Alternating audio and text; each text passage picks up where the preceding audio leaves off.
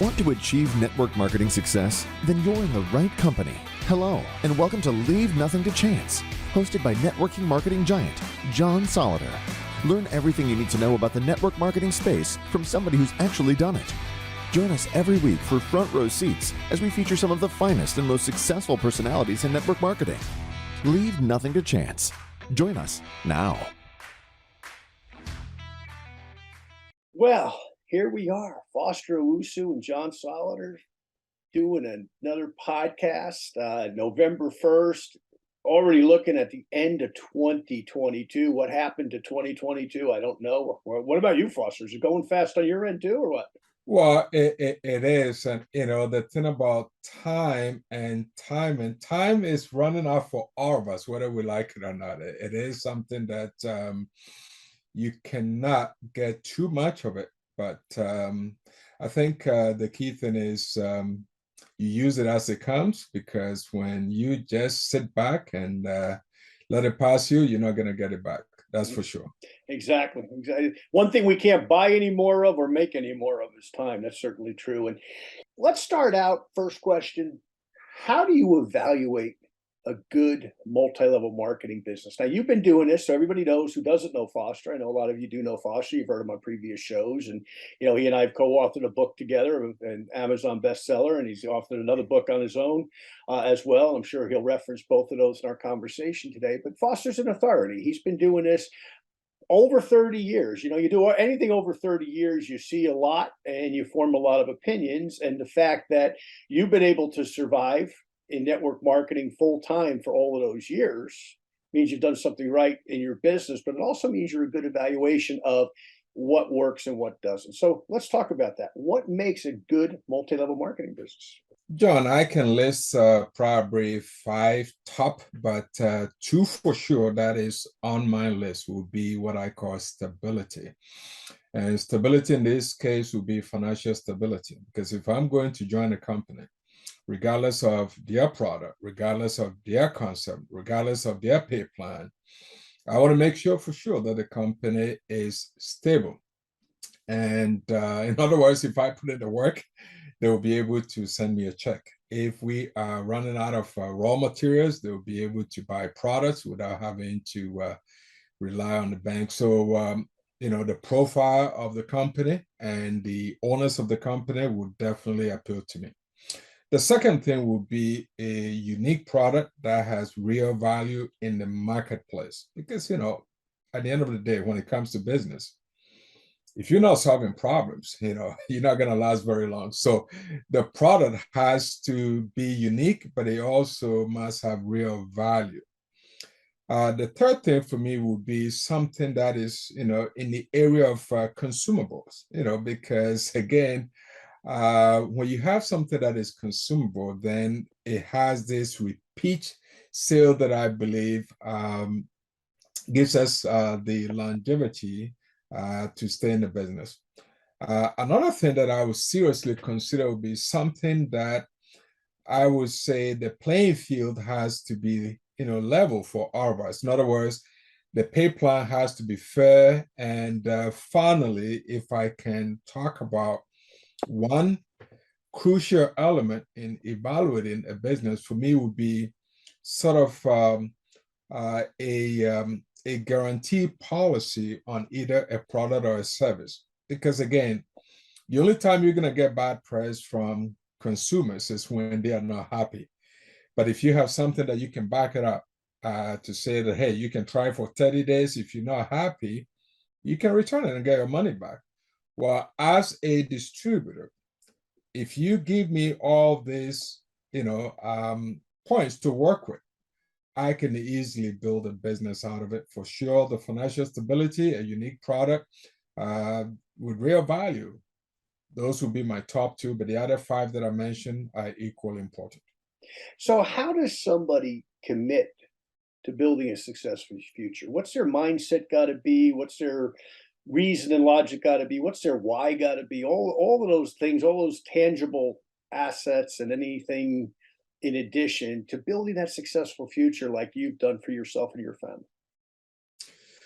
John, for me, consistency will be one of the key things, because to really show that you are committed, you have to be consistent. The idea of jumping ships here and there, that's not really serve anybody well. If anybody is listening to me, I'll tell you this. In my 33 years in the industry, if you start chasing too many rabbits, you end up catching none. So consistency is definitely one key element, and it is on top of my list to make sure that you have a solid future. And I know this for a fact, whether principles that you've been teaching over the years or something that has been taught by other experts, if you are doing certain things consistently, you would definitely see results. And I believe that's the only way you can guarantee something successful in your future. And let's talk about time management a little bit, because that's something that, you know, we have both seen in all of the experiences we've had, not only together with the business that we built together, but in separate companies and everything else. We've seen people come in and be masters of managing time that are part-time. And we've seen other people who are full-time who don't seem to be able to get anything done, and vice versa. We've seen part-time people who just get overwhelmed and they can't get anything done.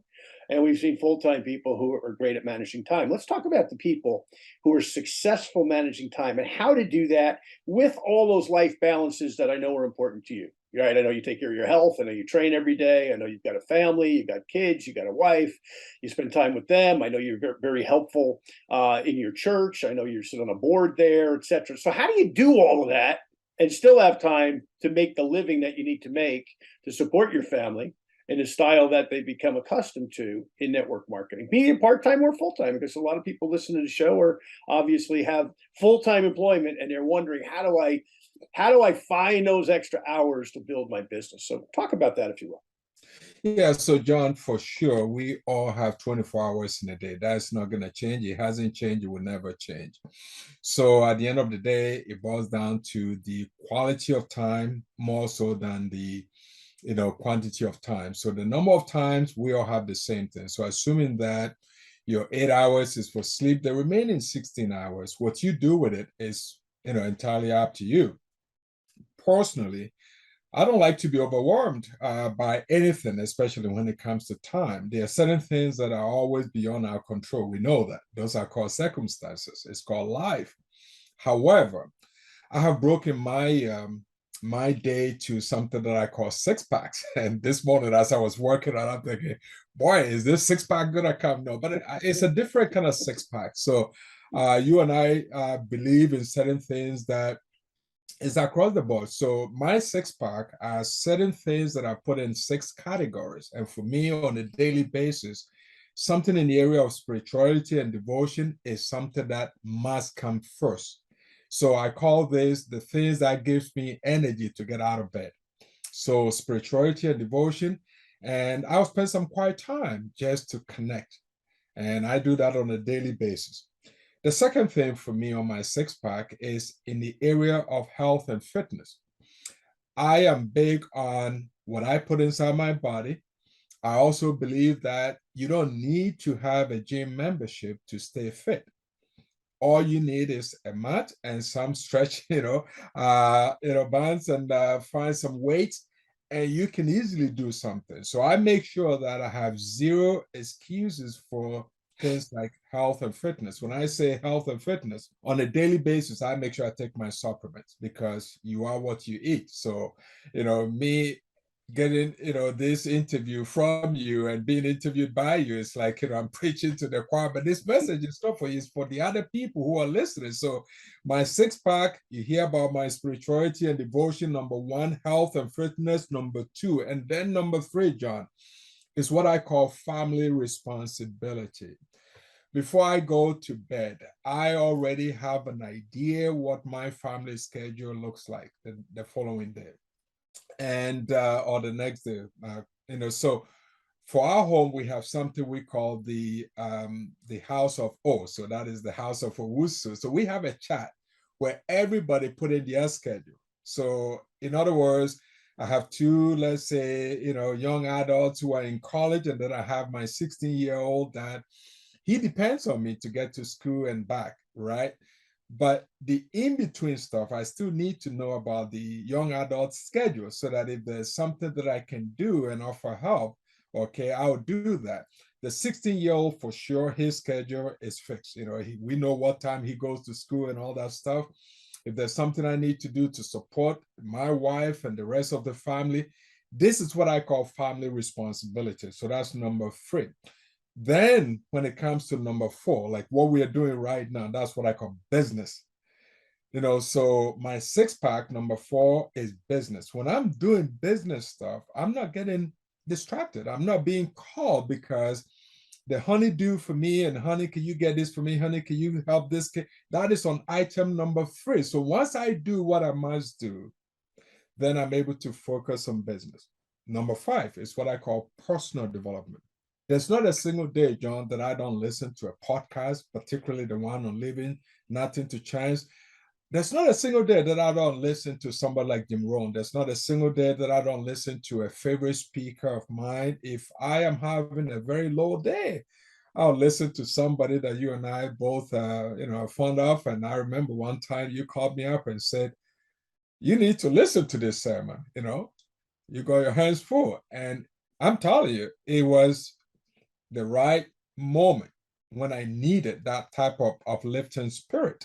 So on a daily basis, personal development is number 5 on my list. Finally, my 6-pack is what I call social and relationship development. This is where the nurturing comes in. So for example, today, before this show, somebody who is part of my business, she is a diamond consultant. I know that,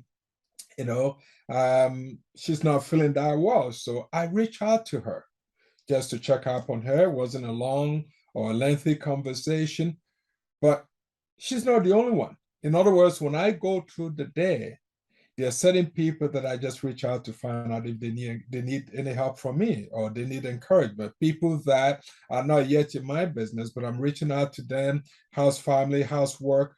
To me, those things are very crucial. They're also part of what I call life. Because at the end of the day, let's face it, life is not just the money in the bank account. It's not just the nice home. It's not just the car. Those things, we can lose all those things. At the end of the day, the things that keeps pumping oxygen in your body, like who wants to trade this life for a nicer home or a nicer car? No, you're not ready to give up this thing called life. But at the same time, life in itself will have no meaning if you don't know how to enjoy it. These 6 things are the things that gives me the energy for the day. So let's stay on this subject because it's a subject that a lot of networkers need attention on. Because and I saw this years ago. I had a guy in my business. This was back really early on, probably 30 years ago. A guy, he was a school teacher, and he was hitting it out of the park on a part-time basis. I mean, the guy, he'd show up at meetings with 2 or 3 prospects, sign them up, and business grew. Got to a certain amount of money per month where he had equaled his school teaching income. And all of a sudden, his name was Jerry, and he came to myself and his upline. There's a guy between us in the business, and he came to us and he said, I'm going to go full time.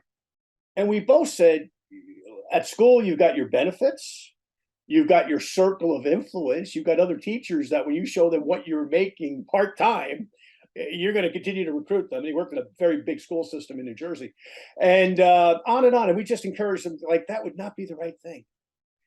Well, he went full time. And within about 90 days, he was out of the business.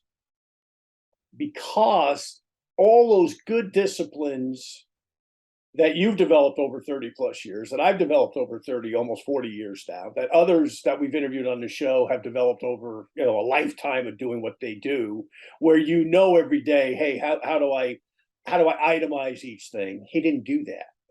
And it actually blew him out of the business. And he would have had a very successful business. That company, by the way, is still in business. So he might still even have a check today. And he's probably, I haven't kept up with him. Who knows? He could be dead for all I know. But I'll never forget that. And I was young in the business. I was only in myself 4 or 5 years at that point. And I saw this happen to this guy, even a few years older than me.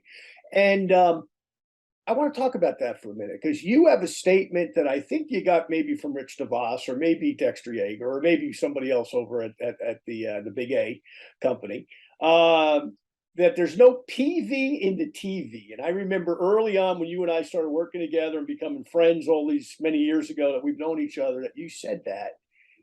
And Foster Owusu, I do not believe there's a television set in your house, or if you have one, it's probably not plugged in. Talk about that a little bit, because there's a lot of extra hours a lot of people waste watching the boob tube. Talk about that. Well, John, everything that I know, I've learned from somebody. So for me, I'm not the original on any subject. So yeah, I mean, there's no PV in the TV. I mean, if you come to my home today, you won't find any TV working.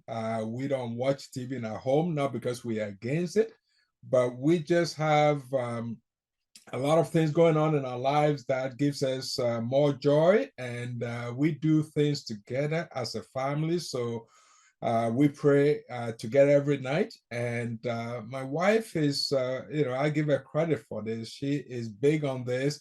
Um, if before we pray, there's something that she feels that we need to watch together as a family, even if it's just 5-10 minutes, then we'll connect the TVs and watch something, and at the end, after YouTube, then it's gone.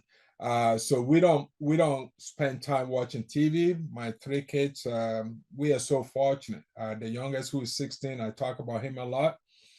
Listen, this boy on a Saturday morning after his chores, he can spend hours reading and drawing and all that. And all of them, all our children are readers. And they are readers because they've seen their dad, who was probably,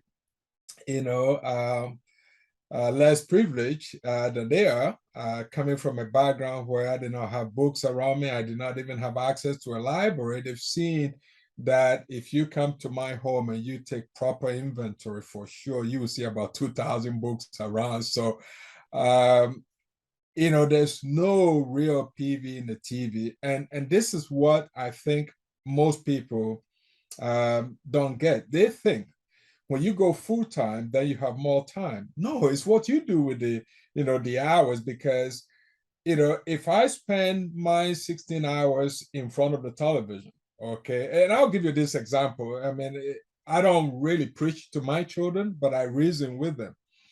So there was a time before the TV got disconnected and all that. There was a situation, and my big son, so we were having a conversation. I said, I love soccer. And as a matter of fact, I love it a little too much. And that's why I don't engage in it on Saturday morning, watching those stuff. Why? Because if I start watching it the way I want to watch it, nothing will get done around our home. So how would you like to have a dad who just sits in front of the television doing the things that he enjoys literally 24/7? And this was based on something that he tells everybody, well, because I love doing this and I enjoy doing this. And I say, yeah, you may, but not when you're living at home for free, not when you're being fed by somebody, not all that stuff that I was showing him. I said, when you start living on your own, you can do whatever you want. But here you must contribute, not because I'm asking you to pay rent, not because I'm asking you to, pay for my insurance or buy gas, none of those things. But your part in terms of, let's say, cleaning your room and cleaning after yourself, I don't need to pay somebody to do those things. He got a message. And that's how you manage your time. Like for me, I believe, and this does not go for everybody, but I'm having tea right now. Okay. If I can walk to the sink, it may not take me, it may not take me more than 2 minutes to wash this and put it away. I know some people don't like doing dishes, so I'm not preaching to anybody. If this is against your religion, that's fine. I'm just telling you, I love to eat. So if there's no food and wife is not ready, I'm not sitting waiting on her. I can prepare something very quickly and enjoy my life the same way. When I make it to the sink, I spend a minute or two, wash it, put it away. In that case, you're not piling out dishes. It's still part of time management, because at the end of the day, if everybody goes and leaves stuff in a sink, guess what? Now you have 20 dishes for one person to clean. So, whether a person wanted to do this full-time or part-time is how you use the time. And I call it, the quality of time rather than the quantity of time, John. Well, that makes a lot of sense. And growing up in Ghana, How many books did you have on your bookshelves? Wow, John, none, zero. If you ask me today, these are the things that gets me emotional because I don't have those stories where people can say, well, I read this book when I was young. No, I don't have any story it was in high school that I really saw how other people live. And there's a fellow that I went to school with, and his dad was a politician. He was a member of parliament. And I went to visit this guy in the estate where he lived. And that's when I realized, wow, he was the first person that I saw with a real library. Like you and I, we have bookshelves that, we've created over the years. This guy had a room full of books. Then the light came on for me. I said, no wonder why he spoke differently. No wonder why he was able to reason differently. It changed my way of thinking. And where I lived in Accra at the time, the only way I would have access to a library was to go to British Council Hall, which is a British library that was outside where I was living. And from there, I started developing real interest in books and for reading. And fortunately, in 1989, here in Canada, I got introduced to a great company, great program where those people made a lasting impact, where they tell you, leaders are readers and readers are leaders. And things that they said that stuck with me to this day. It's like, if I have nothing to show for, is the brain, the knowledge, the confidence that I have because of the investment that I made in myself. Yes. Well, and those books, to that point, okay, what we take for granted here in North America, or if you're listening somewhere else in the world, not every place in the world has the the free public library that you can go down to for free. But there was a statistic, Foster, and I've shared it different times, and I may have it off right now, but there's 97% of people that are struggling to make bills, and there's 3% of people that make their bills every month in North America anyway. And ironically, and I think I got this from Jim Rohn, by the way. Once again, yeah, everything I got too, I got from somebody else. I think I got this from Jim, but somebody, some speaker, I think it was Jim. But there's 3% of people that are not only able to make their bills, but also have a free public library card. And those other 97%, it's free. The great Andrew Carnegie, the richest man in the world at the time when he lived, endowed these libraries across North America and the United States and Canada.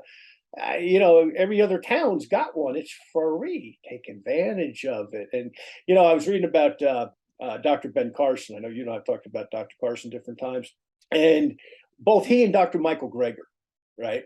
Two guys, so Michael Greger in the health aspect and Dr. Carson in the medical aspect. Here's these two guys, both geniuses in their own right, both Renaissance men. Both of them grew up with the same kind of parenting and grandparenting, as I think in Greger's case it was his grandmother. But they didn't go and eat ice cream at the local ice cream store and hang out with the guys.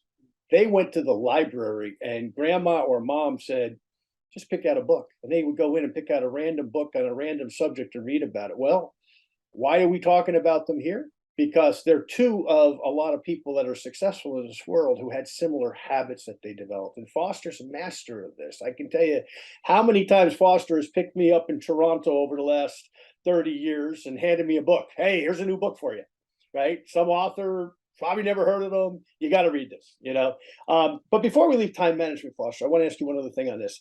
And that's that I have found a trend in doing these podcasts over the last almost 2 years now. Generally, most of the people that are successful in this world get up early and they get about the day. They don't get out, don't roll out of bed at 9 and, have their coffee till 10 and, start the day at 11 with a big yawn. And about noon, they actually maybe get around to doing something. You're an early riser. I know that because all the time we spend together. But talk about that a little bit, because that's part of time management too, is to, seize the day, right? As they say in Latin, right? Seize the day, seize the day, seize the day. Talk about that a little bit, because you're always posted on Facebook, early in the morning out on your walk or whatever you're doing. So talk about that a bit. Yeah, John, I mean, again, this is what I know. At the end of the day, when the bed starts rejecting you, it's time to get up. So if you are awake and you are lying in bed and there's nothing to do, to me, you are wasting time. And again, time is running out for all of us. So when it comes to even time management, one thing for sure is you have to make a habit out of it. You know, there's a great book written by a Canadian author, Robin Sharma, called The 5 a.m.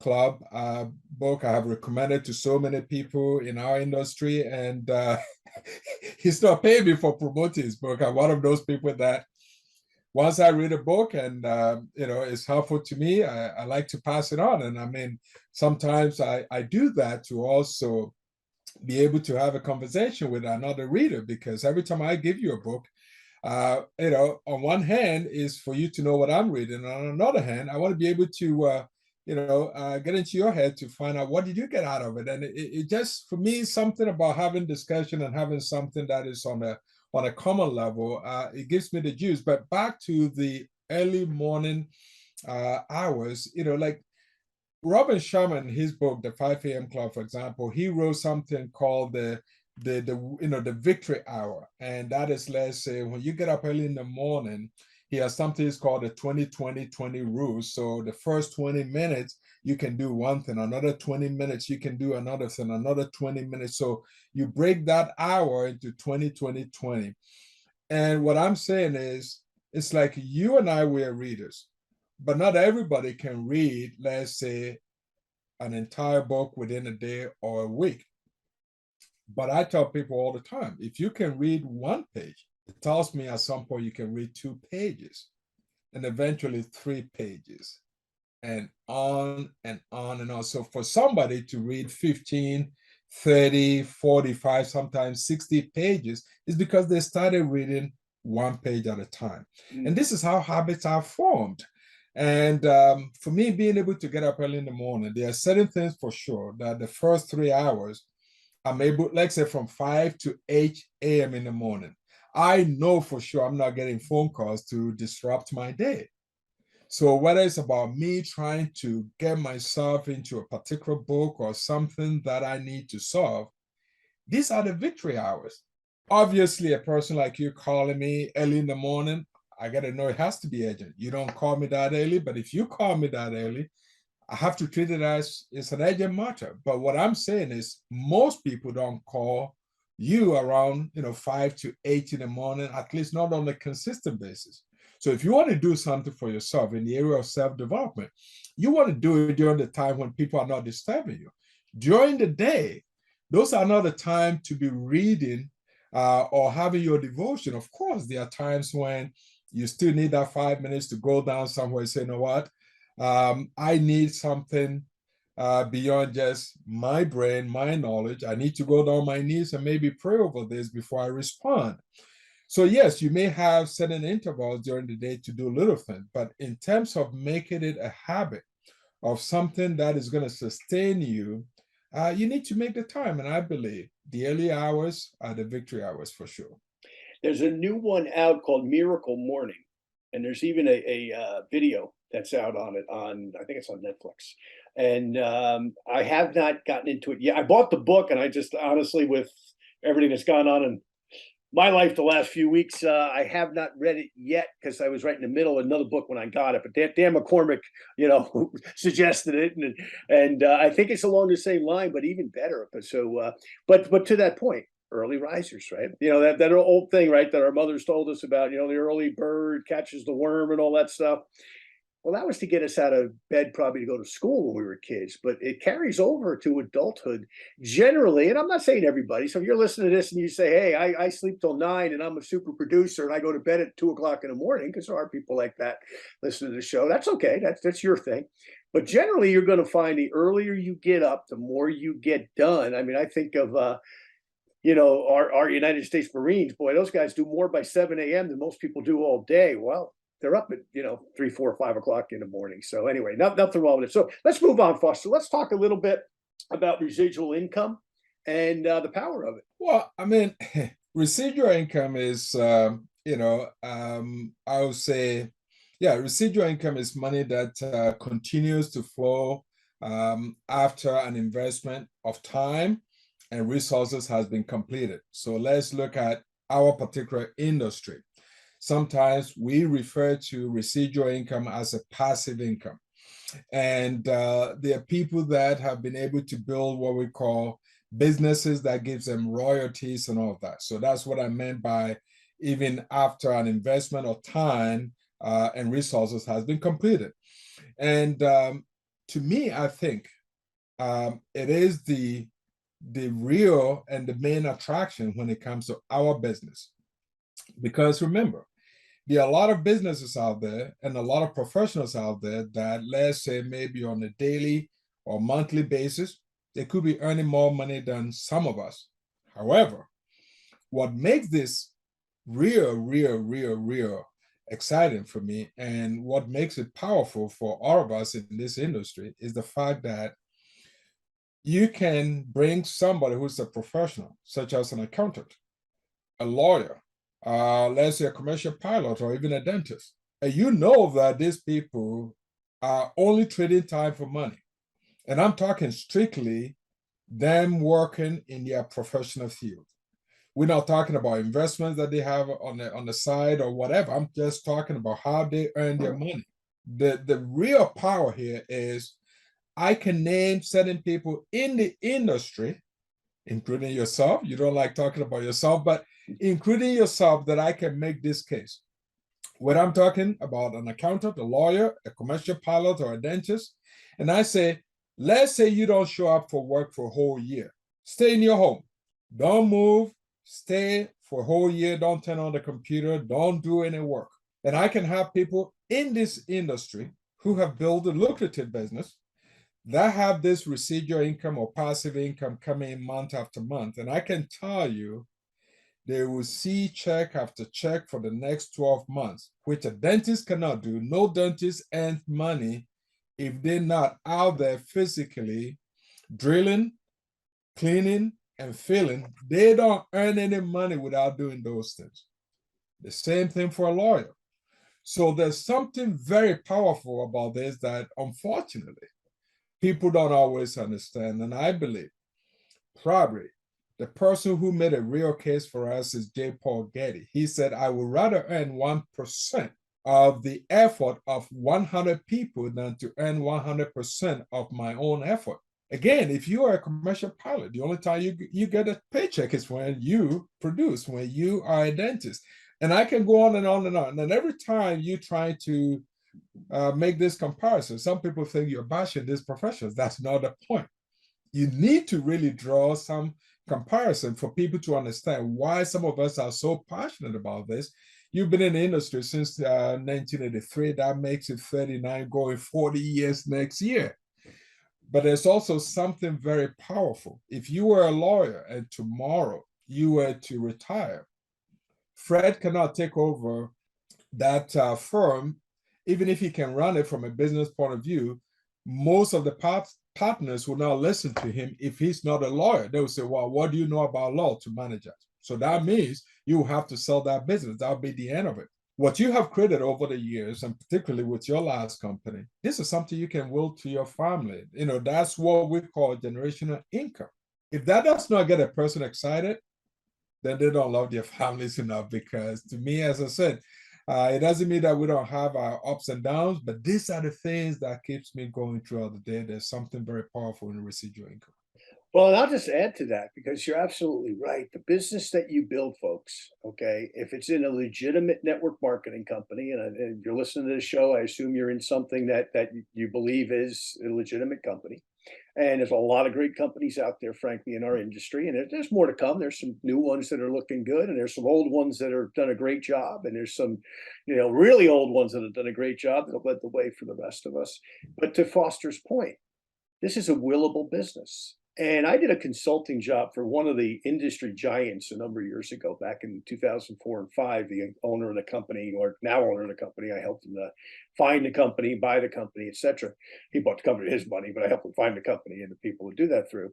And I wound up doing some consulting work for that company for about a year. And what was amazing, because the company had started way back in the 1950s, was how many legacy distributors I met, being that, hey, grandpa started the downline, grandpa's, no longer here, but the grandson has the business or the son has the business that somebody else started. And you see that in our industry as the industry goes along now that the roughly 70 years or so that network marketing has existed as a business. And you see that happening to Foster's point where in all the companies that have been around for 10, 15, 20 years or longer, where somebody started it, they pass away or they get old and they don't want to do it anymore, can't do it anymore, and a son, daughter, grandchild takes over the business and continues it. So this is a business that can build generational income for your family. So, Foster's got kids, I have kids, you probably have kids if you're listening. So keep that in mind. You're not just building a business for today for yourself, you're building a business with longevity that you're going to be hopefully able to pass along to a family member down the road. Just like if you built the local, supermarket or the local 7-Eleven or the local Subway store, same idea. So Foster, teamwork, how important is it? Well, it's been said many, many times, and I don't want to overstate this, but we often talk about teamwork makes the dream work. And the interesting thing is most successful people will tell you that nobody can survive in a business or alone. And our type of industry from the get-go realized that, hey, instead of you having 12 stores, you can have 12 business partners. And they can also create their business partners. And they can create their business partners and on and on and on. The logic behind this is everybody's an equal partner. So just imagine the kind of energy that people bring to the table when everybody is an equal partner, and you are all working towards the same goal. Again, just imagine. I mean, the forces. Again, coming from my background, we used to have broom, and that's how you sweep the compound and all that. And if you have, let's say, I don't have the real example here to show you, but let's say if I have, individual broom like this, I can break them easily. But when you have 50 of them together, you bunch them together, you sweeping, even the strongest person like John Solider will not be able to break that broom. That is the power of teamwork. When you have so many people working together, I'm telling you, working together, not against each other, because this type of business, there's no competition. There's no competition. And, every now and then, yes, there will be things here and there that, we compete for extra incentives. But what I'm saying is within the organization itself, it's about lifting each other's up. And to me, it is probably the best environment for any human being, because at the end of the day, that's what creates a real win-win experience, John. Now, Foster, in kind of wrapping up today, I know you've been the co-author of a book with some other guy, and you've also got your own book that you wrote prior to that. So talk about the two books for a minute, where people can get them, and more importantly, why they should get them. Well, both books are equally important. Super, super, super. Let me talk about the most important one. It's called Leave Nothing to Chance, and you can all see this. Fortunately, both authors are on the screen right now. John and I wrote this book, and we wrote it because we honestly felt at the time, and still do when we were thinking about this book, we felt that we both have learned a lot from great men and women over the years, and it would be a very unfortunate situation if we tomorrow should disappear out of this planet and nobody knew that we existed, and we took our knowledge with us. So we wrote this book together, primarily not to become super famous. We are known within our industry, but we believe that the principles in this book, again, whether you're in network marketing or you're a private coach or otherwise, or in business, as long as you are willing to really, really, really make things better for yourself and your family, this is a great book. And the title, Leave Nothing to Chance, I believe that on a daily basis, every time that somebody will reach out to you and say, hey, listen, I want you to take a look at something that I'm doing. You may not understand. But let me say this, it's simply an invitation, not an obligation. It's an invitation. So take a look. It may be for you, it may not. But if you don't take a look and you assume that you already know the answer, then it's unfortunate. You can easily lose on something huge. It's been my current company. I've been with this amazing company for almost 24 years. And the same time that I saw this business, it was presented to some others and was shared with some friends and others. Not everybody saw what I saw.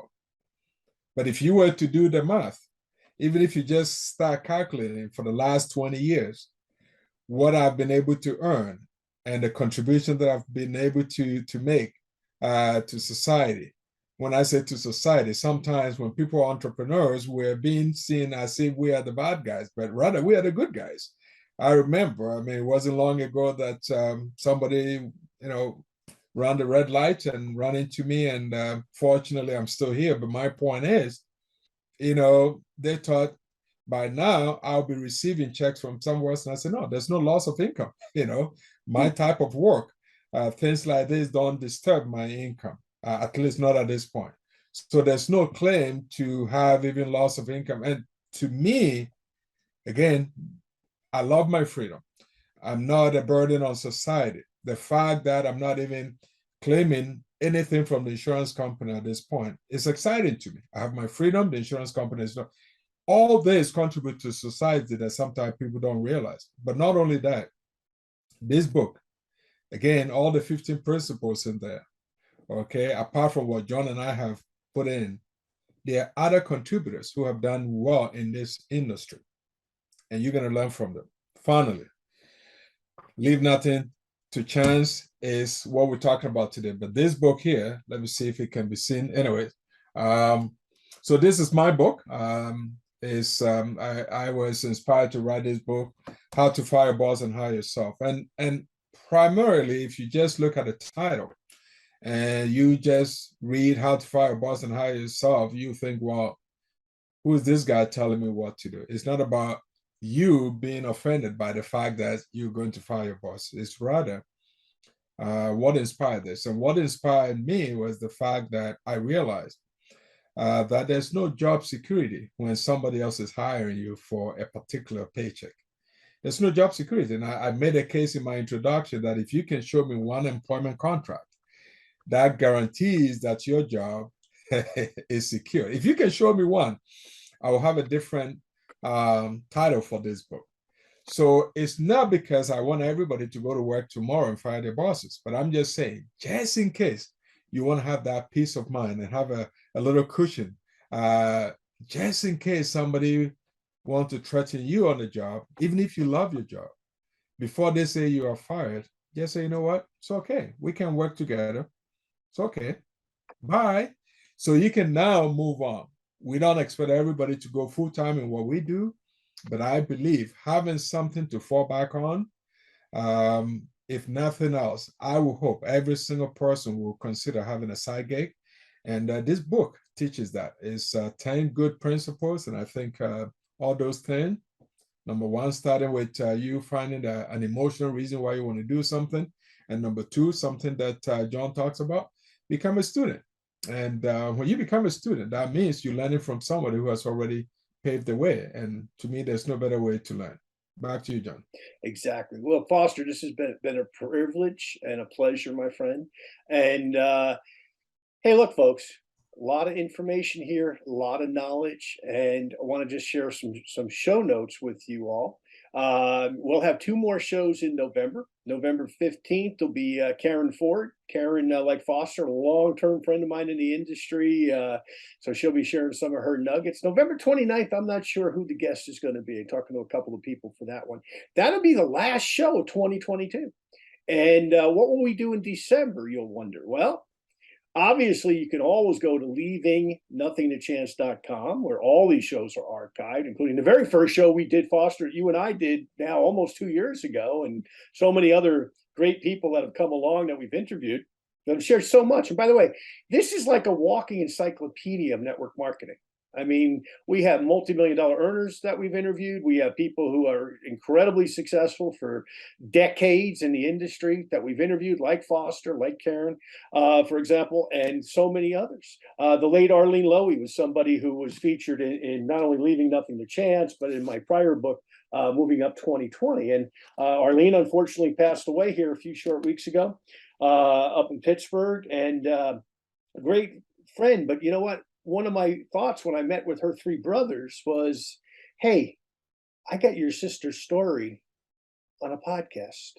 So I gave them the podcast, and I'll be sending them a copy of both books here, over the holiday season. You know what I mean? So, these books are special, not only because the people who are in them, but if you know the people in them. And by the way, Foster, when she passed, her company did a 5-page memorial to her, which was beautifully done, so anyway, but so these people are special to me because I interviewed them and they're friends of mine, but they're also people who have contributed, like Foster has, to so many other people's lives. So back to the show for a minute. So that'll be November. December, we're just going to rerun everything on Facebook like we did last December, okay? Because we've got now close to 100 shows that we've done. And we're just going to post, a show, maybe 2 shows every day, just for your pleasure. So if you're on my Facebook or Foster's Facebook or anybody that's been interviewed, they'll probably just, repost them, and we'll have them up there so you can just click on Facebook if you want. Or once again, you can go to leavingnothingtochance.com. And then we have some special plans because we will be ending the show April 18th. Foster, I wanted to announce this with you on the show, not only because of our friendship all these years, but being my co-author and sidekick and so many things over these last couple of decades. We're going to be ending the show in April. Everything in life runs its course, whether it's your favorite TV show or your favorite book series or whatever. April 18th will be 40 years since Tommy Husted walked into Nautilus in Westwood, New Jersey, and told me about network marketing. I never heard of the business. I was in college. I was looking for my first job. He told me about it. I gave him $32 on a hot check. I asked him to hold the check till Friday. Didn't tell him what Friday. And here we are 40 years later. So we got some special things and some special interviews that we're going to do, kind of recanting the past, not just my past, but the past of people, like Foster, that have been in the industry a long time. So we're going to have some really special additional shows here coming up January, February, March, and the last one being April 18th. I don't know what day of the week that is. We normally have the show on Tuesdays, but whatever day that April 18th is to commemorate 40 years. And I'm probably going to jump out of an airplane that day, I decided. And Jose and I, my wife Jose and I, were debating. I want to do it with a parachute. She's suggesting I try it without, but anyway, we'll see how that turns out. It's that good French Canadian humor that my wife has. She says, "Why don't you try it without a parachute?" But anyway, so I'll invite anybody. Hey, if you want to come to Dallas and jump out of an airplane with me, Foster, or anybody else listening, let me know. And anyway, we'll see how that turns out. I may chicken out at the last minute. I don't know. I'm talking to some other people in the industry and say, "Hey man, why don't you come down to Dallas and jump out of a plane with me?" And they're like, "What, are you crazy?" But anyway, not the first time that's been suggested. Hey, listen, Foster, this has been a pleasure, my friend. And any last parting words before we go? No, I mean, thank you, John, for your contribution to this great industry and the caliber of people that you have assembled over the years. I'm telling friends, even people who are not in our particular company and industry, I'm telling them, I said, listen, if you want to tap into real knowledge from people who have actually done it, walk the walk, this is the place to go. And it's been a real blessing. And I just love our friendship. So great job. Great. Well, thank you so much. Thank you for listening to this week's episode of Leave Nothing to Chance. If you want to know more about what it takes to succeed in the network marketing space, join us again next week for another amazing episode. For additional resources and to connect with John Solider, visit leavingnothingtochance.com. Don't forget to leave a review, and we'll see you next time.